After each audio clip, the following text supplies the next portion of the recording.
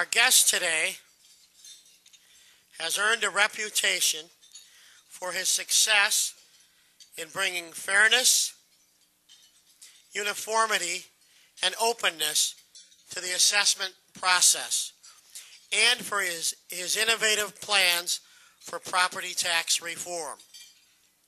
He served 3 terms as a state representative in the Illinois General Assembly. Our guest today left the legislature after 3 terms to rejoin and serve in the administration of his legislative colleague and close friend in the General Assembly, Mayor Harold Washington. In March 1997, our guest today was appointed Cook County Assessor, then was elected to a full 4-year term in November 1998 and re-elected in 2002 and 2006. In the 11 years as Cook County Assessor, his achievements and accomplishments have been solid, professional, notable, and many. Ladies and gentlemen, it gives me great pleasure to introduce the Cook County Assessor and 2002 City Club of the Year, Citizen of the Year, Jim Houlihan. James? Have some fun up here, sir. All right.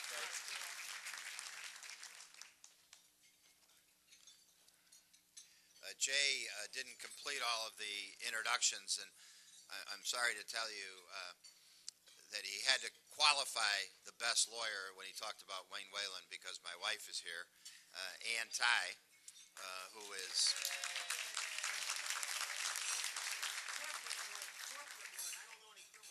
That's what qualify means, you know, define corporate lawyer. And I'm very happy that my son has moved back to Chicago, and he and his wife are here, Mike and Liz.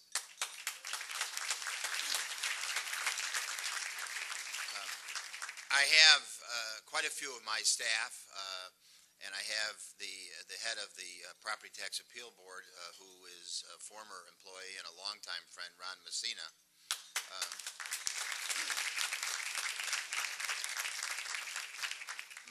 My new chief deputy is here. Mike, will you stand up? Michael Stone. And I have my taxpayers services, valuation, research, automation. Really the core of our office is here, because this afternoon we're going to talk about something that will have, I think, a dramatic impact not only on the public, but it will have an extensive set of implications for our office. I'm happy to be with you, many longtime friends, people that I have dealt with in many, many different venues. But first, I really have to thank Jay, the City Club, Kathy, and your commitment to creating a forum to discuss public policy, because this commitment to the principle that public debate will produce a more enlightened public policy is a core of our commitment to democracy, and it is something that you have done very well. I will say it is kind of difficult to talk about tax policy after a Maggiano lunch. An all-you-can-eat family-style lunch is probably not the best setting or forum. I spoke almost a decade ago here. I had just been appointed assessor, and I was looking 2 years out at an election. And as most of you probably recall, that was a time of some controversy. There were many systematic changes occurring in the property tax system. The Civic Committee was raising issues about burdens of proof. There was a property tax revolt, and the Republican legislature were arguing that changes must be made to the existing property tax structure. I faced then, as the appointee, the question, what should I do? Actually, I find myself in a similar position, again 10 years later, because there is a great deal of concern and interest in the property tax assessment system. I am again 2 years away from an election, and there is quite a bit of controversy about mortgage fraud, market value, and where property taxes fit in the system of financing government. What do we do this time? Well, the answer, I believe, is fundamentally the same as it was a decade ago. Bring additional transparency to our efforts. Disclose and make open the property tax system. And what I have learned and bring to this speech is an experience that transparency itself changes the process. It demands clarity. It means that not only do people have to see what you do, but they should understand what you do. And that's what I'm going to propose today. Transparency with some additional clarity. We have worked in our office on transparency since day one, and I believe we have come a long way. When I first suggested to my staff that we put the entire residential assessment on the website for everyone to review, you can imagine there was some pushback. And then, when I suggested that we could do the same with all commercial and industrial properties, the concern was, whoa, we better clean the closets before we show what we do. It was that commitment and that level of transparency that has really made a major change for us in the office, and in fact has resulted in us having now what is probably the most popular, most frequently visited website in the entire county. People are able to check their own assessment. They're actually able to measure their building. They're able to file an appeal. They're able to look up comparable properties. And they are able to look at our procedures and our valuation techniques that are all part of the website. All of this is available online.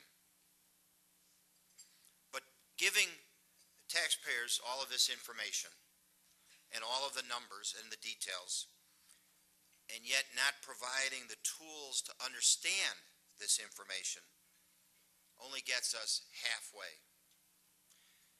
Today, I am proposing a major overhaul of the county's classification system that will result in additional clarity, simplicity, and uniformity. The ordinance change that I am proposing marries our assessment levels with the current market values. And market value is something that we can all relate to. However, before I get into the details of this proposal, let me take a few minutes and talk to you about what's on a lot of people's minds, the current housing market. There is no doubt we are experiencing a real estate financing crisis that has dominated the headlines. Home values come front and center, and with many communities across our country, we are seeing double-digit declines in values, homes on the market for months, and then sometimes for years before they actually are sold. Although the headlines and the perceptions might lead you to believe we are in a full market collapse, that is not the case here in Chicago and Cook County, at least not yet. But whenever we talk about property taxes, there is a great deal of intensity. Sometimes there's more heat than light, but always people bring a strong set of personal prejudices or feelings to the discussion. As a matter of fact, here's a little quiz. It can check your property tax IQ, and I might say whoever gets them all right, you can apply for a job in our office. This is somewhat similar to the attendance quiz at the Bulls game. where how many people are here. Let me show you the first slide. This is on home prices, and have you look at that.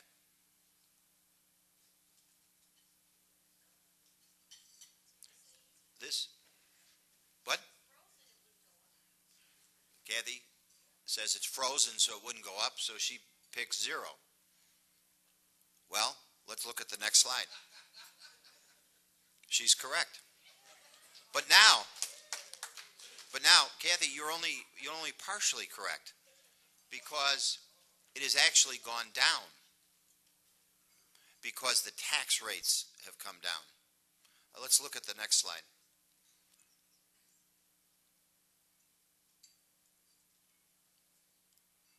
Do we have a answer? Paul Green says D. Paul? We have C and D. Go ahead, Brian.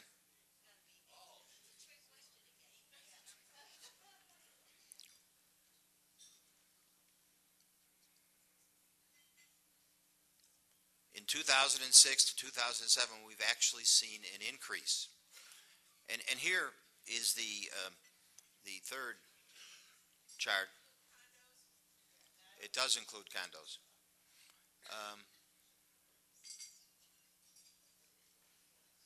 Now, obviously, we know that property taxes have gone up the most. Everybody agrees on that, correct? Where's Tom Bookie? Tom? Okay. Tom says property tax go up.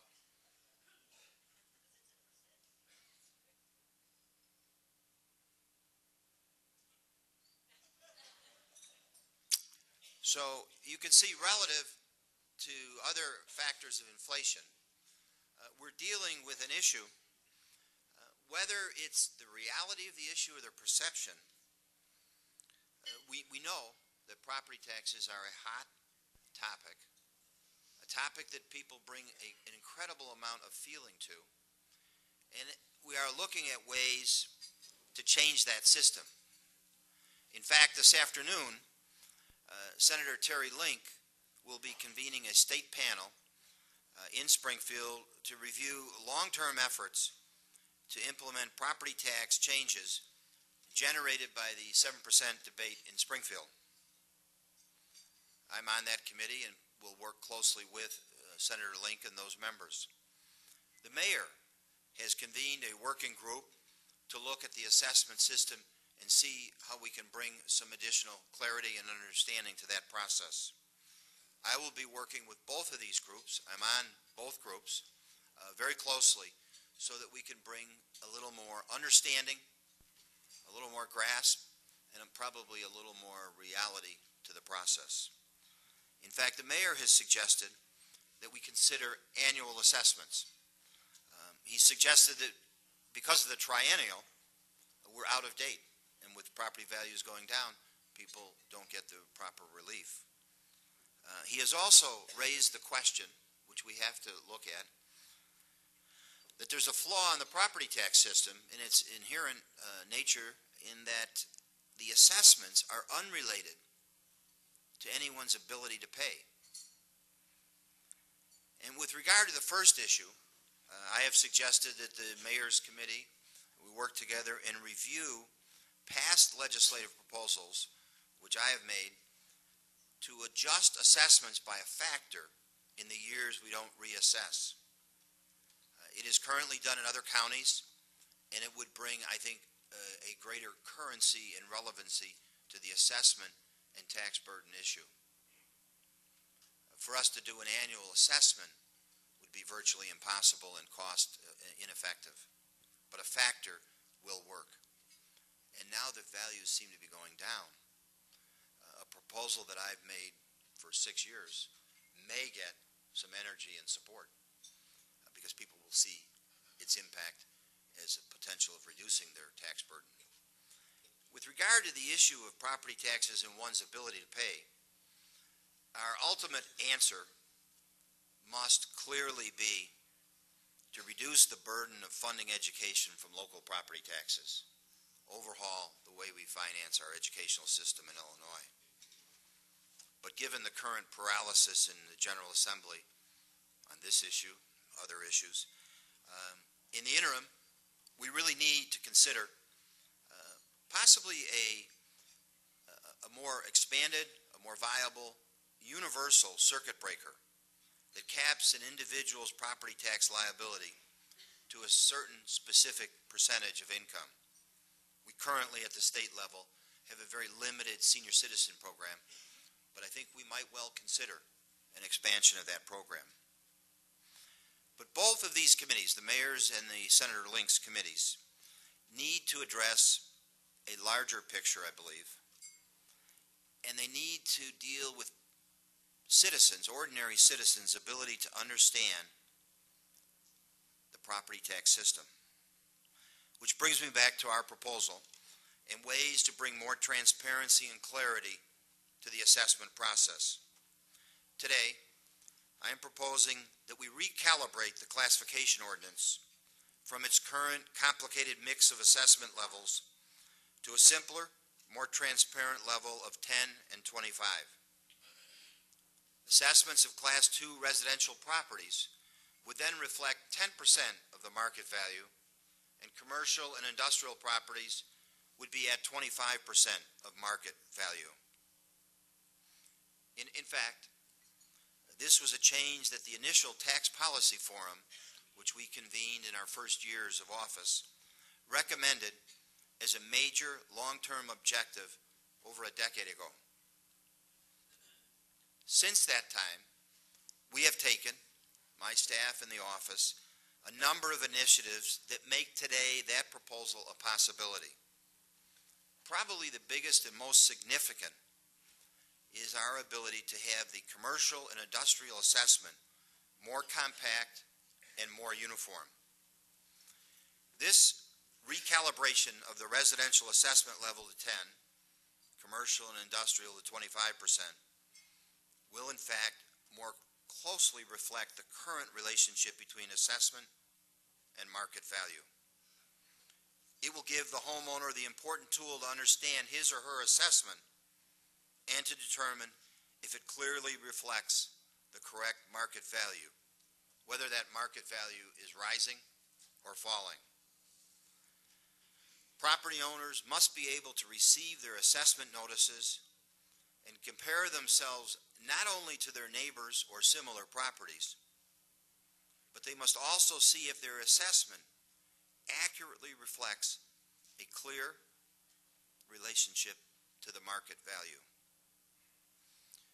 My goal is that the county board will review this measure, hold hearings in June, and passage of this ordinance change in the fall.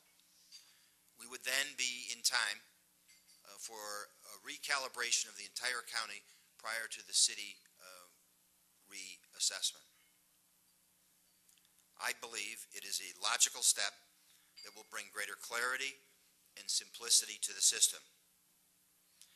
This is a starting point, and I am hopeful that we will get input from many, many people, those in the business community, other elected officials, and all of you who are here today. We need to form a consensus if this effort is going to be successful and, in fact, productive. And I would suggest to you that this proposal to simplify is a good start. It is no means the end, by no means the end of the effort. But importantly, if we are going to regain the trust of the citizens of Cook County, we have to let them see in a logical and clear way what we do. Transparency cannot be just a buzzword. It must be something that we implement in every act in government. We need to strive for transparency in everything we do. Woodrow Wilson, who was a rather harsh critic, has this quote: "Government ought to be all outside and no inside." Everybody knows that corruption thrives in secret places and avoids public places. We believe it is a fair presumption that secrecy can mean impropriety. My mother had a much different mandate for me. It was simpler, less harsh. She said, Jim, the more people know about what you do, the more likely it is you'll do a good job. Thank you.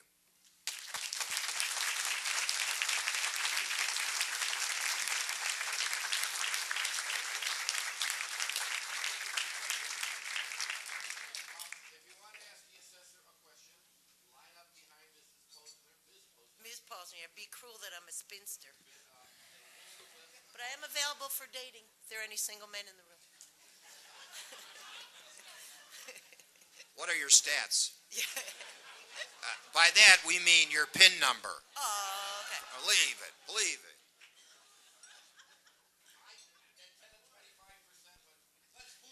Okay. Here's Kathy Posner, member Board of Governors of City Club, and a lot of other stuff.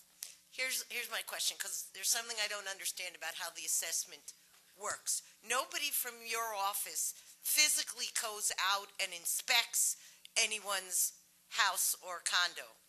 That is correct, right? No.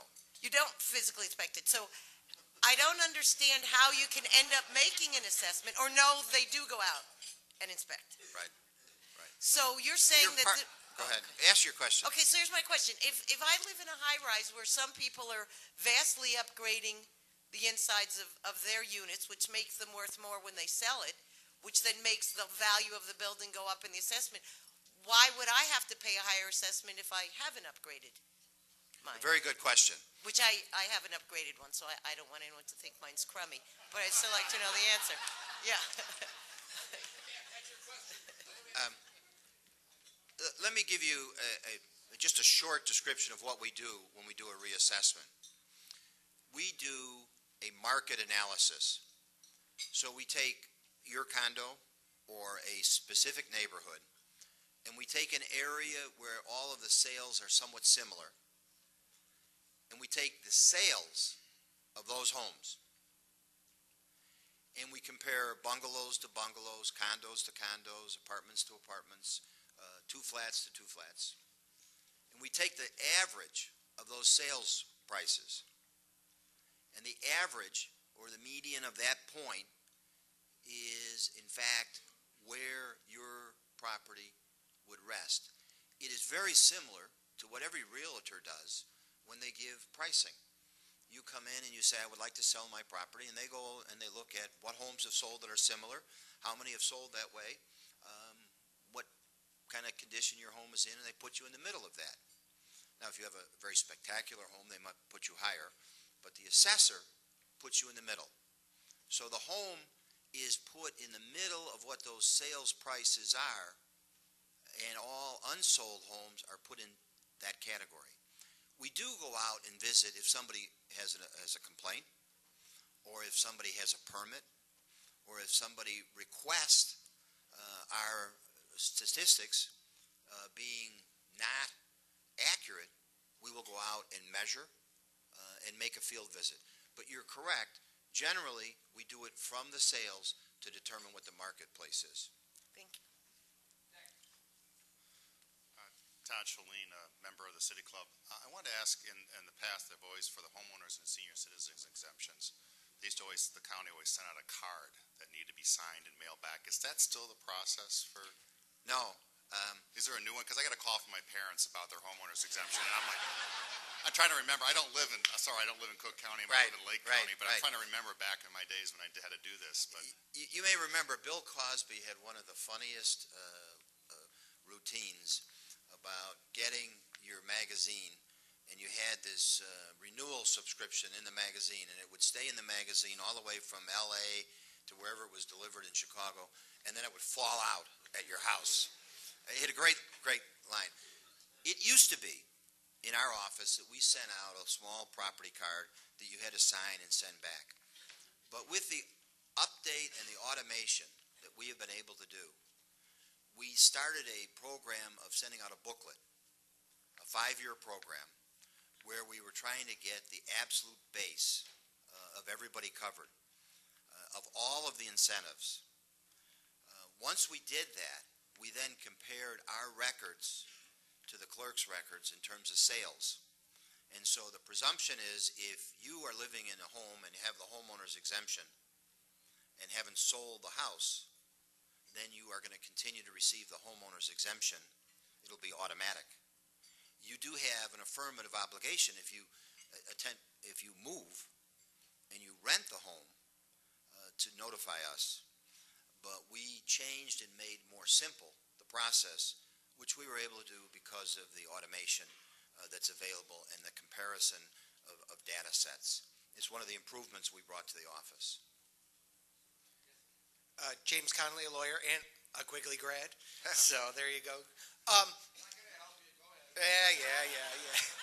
Unfortunately, public information and PR has been a major issue these days. And as your mother said, letting people know, being transparent is how we're able to inform the public on how we're performing and what we can offer them. What is the strategies of your office to get this information off, and what is the budgeted information for this program? Actually, we will implement this program within our current budget. Our current budget is about $20 million. We are operating with less dollars in real dollars than we did 10 years ago. That is because of the county's restriction in terms of budgetary expenditures. We will use the website extensively. We will work with other community groups and organizations. I've already talked with people like the Civic Federation, the Taxpayers Federation, groups of lawyers, in order to make this as widely known as possible. But we do have a restricted budget. Lucio is my communications director and has done a wonderful job of getting us out. I'm hopeful that we will be able to expand the awareness of this program under our current budget availability. Yes? Good afternoon, Assessor Kent Griffiths, Wolf Point Strategies. My question is, how will you determine, what process are you going to be using to determine the fair market value of homes, and what definitions are you implying? The definition of a fair market value is what your home would sell for in the open market. So the determination of what your home would sell for in the open market is arrived at by what similar homes, like yours, have sold for on the open market. We would eliminate some that were not arm's length transactions. We would get the average of that sale, and that would represent your market value. And in spite of the cartoon that exists about everybody selling a $2 million house that everybody buys and then tells the assessor it's a $50 house and the assessor has it as a $4 million house, market value is something that all of us have a pretty good grasp of. I would venture to say that most of you know what, if you had to put your home on the market, it would be. That's because you see, and particularly in residential, a vast number of sales of similar properties, and you can get a sense of what your home could sell for. Yes? I'm Judith Reese. I'm an attorney and a member of the City Club. What you're proposing to do sounds great, but... Thank you. But... I knew that. I wanted to get the thank you out first.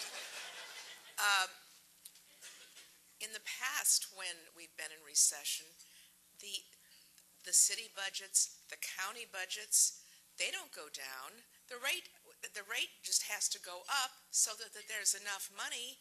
You know, $1 million a year is not enough to polish Todd Stroger's public image, so he wants more. I mean, the mayor isn't talking about making the city budget smaller. Let me correct an impression that you have there and you come to the table with. The county and the city have frozen what they've asked for in terms of their levy request, the actual dollars. And what we've seen over time, over the 10 years I have been in the assessor's office, is that the tax rate has actually gone down.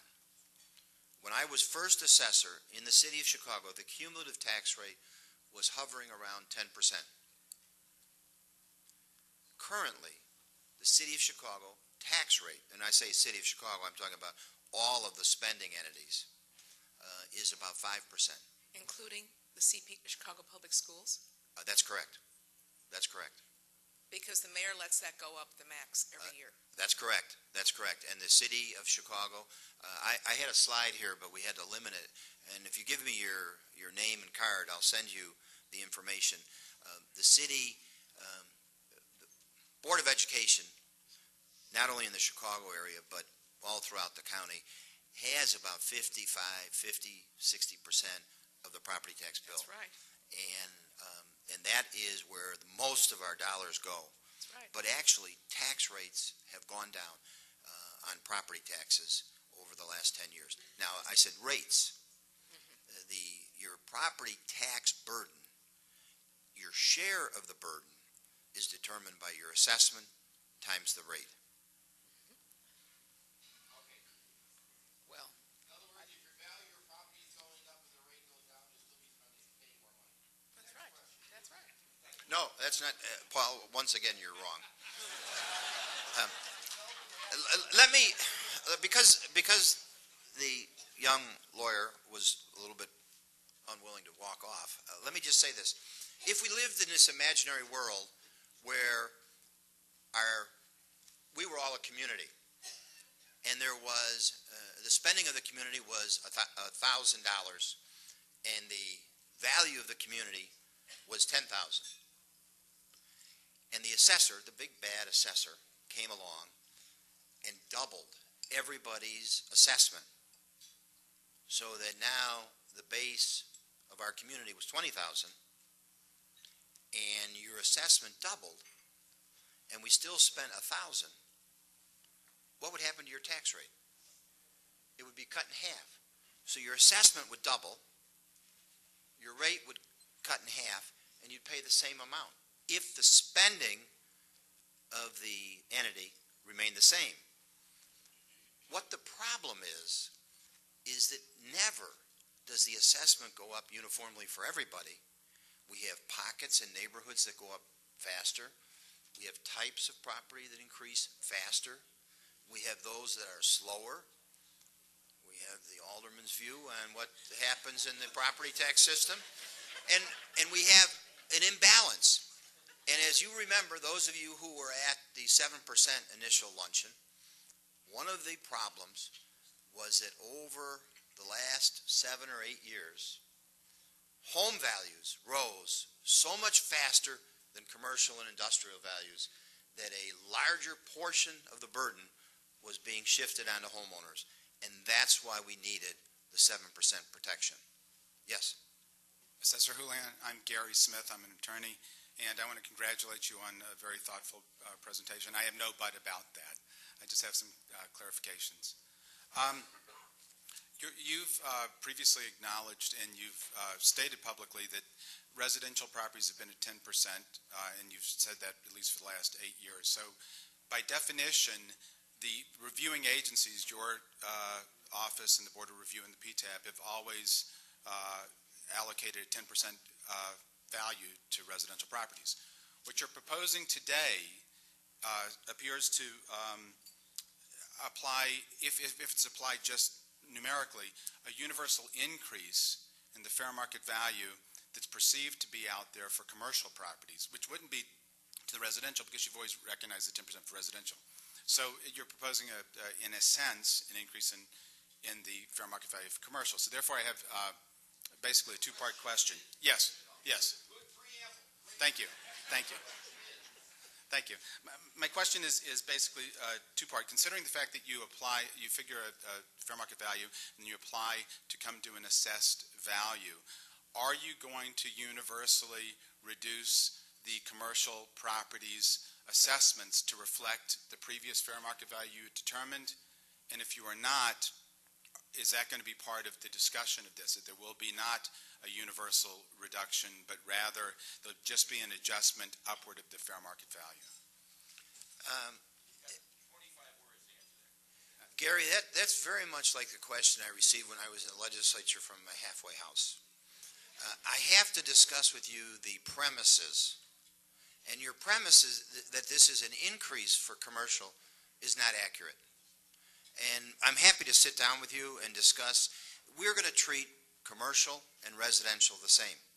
In the recalibration, we are looking for clarity.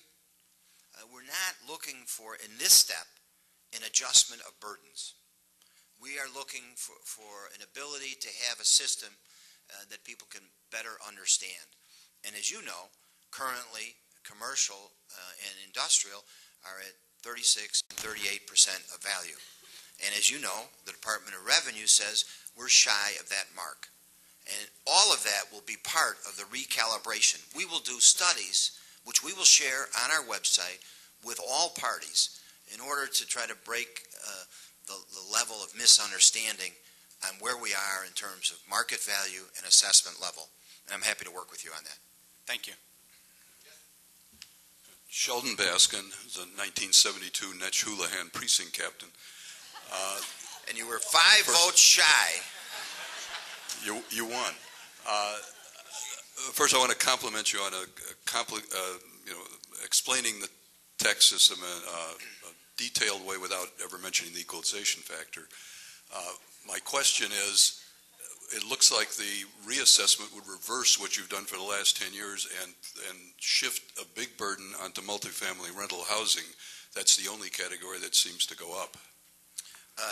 No, Shelley, we haven't specifically addressed multifamily in this presentation, but I have said on numerous other occasions that in my mind, multifamily, if a person chooses to live in a rental as opposed to a home, the tax burden shouldn't really be different. And what we have done in the past is phase down the apartment class 3 property assessment level from where it was at 33 down to 20. And I would envision in implementing this proposal of taking on a gradual basis rental class 3 down to the 10% residential. Okay. Now, I would propose doing that because it's an economic business in a phased fashion so that those reductions would actually benefit the renters and create a more affordable housing market in the county itself.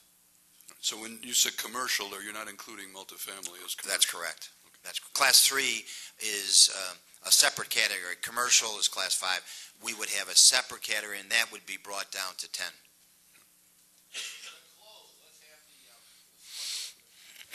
I'm the Netch of Netch Houlihan. One of the arguments that is being made by some of those who are supporting having another constitutional convention, in their list of things that need to be done, is doing something about the horrible way we assess, the incorrect, and they use various expressions about it. And somehow, I'm not quite clear what it is that they think they are going to do in a constitution that would address the assessment question. Has anyone discussed this with you? Has anyone really attempted to get your view of it? And what would you do if you were going to constitutionalize it? Most of the law in the state says market value. You just write that in the Constitution. Is there anything else that might be done that would address these, quote, horrible assessment practices that we have in the state of Illinois? Not just your office, by the way, Jim. Well, once again, you're wrong in your premise. We have no horrible practices in our office. No, these are the folks that are right. saying that we need a constitutional convention to correct all of this. Right. Actually, Dawn, and let me say that I began public service in some fashion at Dawn's knee. I used to go out and I would listen to Dawn at coffees and then repeat exactly what she said. And people would come back and say, Dawn is so brilliant. You're so dull. Nothing has changed over the years.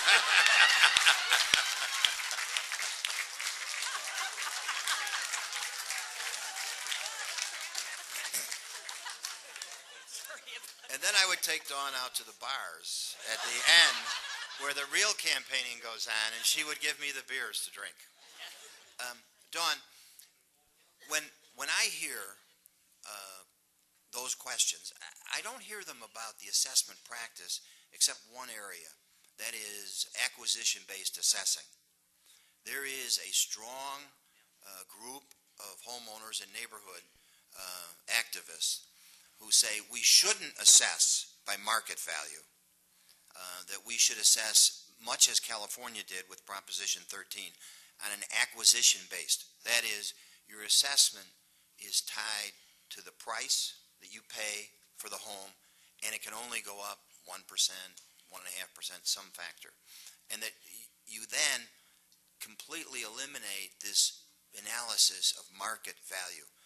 There are issues and problems, I believe, with that, but it has a strong receptivity in terms of people saying, well, if I paid the house, I know what my taxes are, and now I don't have this kind of ever-increasing appreciation problem.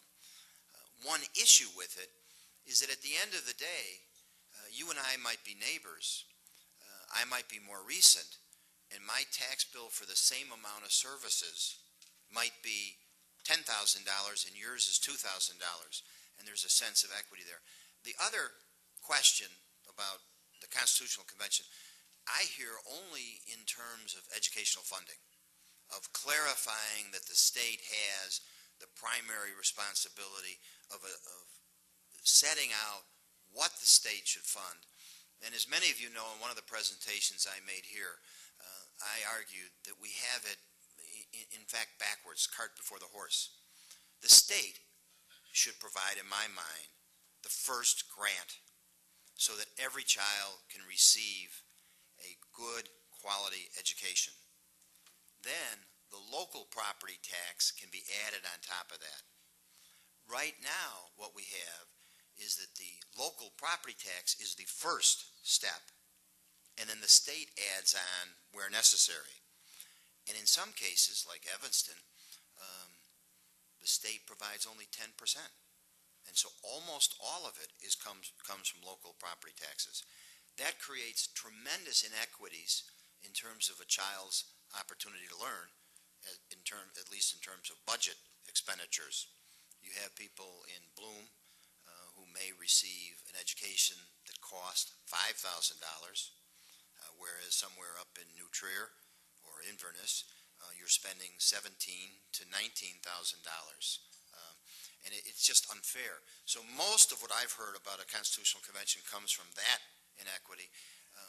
The fairness or the appropriateness of the process itself, I haven't heard driving a call for a constitutional convention, except for this instance where people say, now the Constitution requires the assessor to do fair market value, and we want to change it to acquisition-based assessing.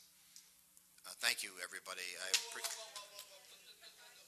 have a late entry, supplemental entry, using former alderman status, Mr. Nataras, to bring us together. First of all, you are a nice fellow.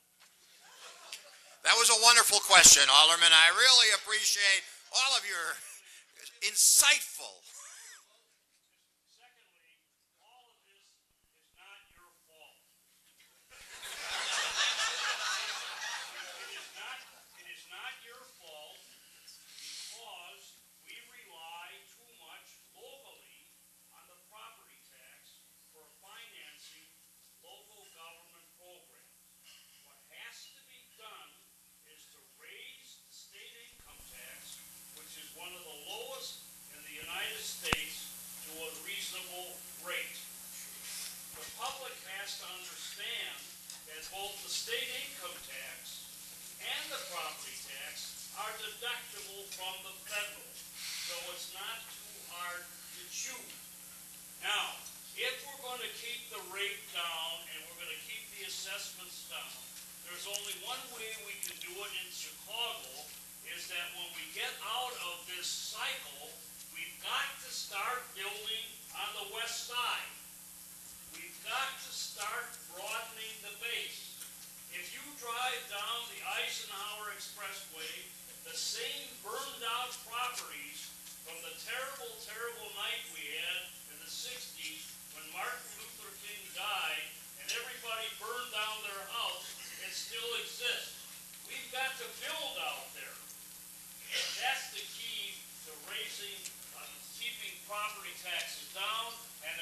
big time broadly debates. Yes or no? The answer to that question is yes. And thank you very, very much for all of you being here.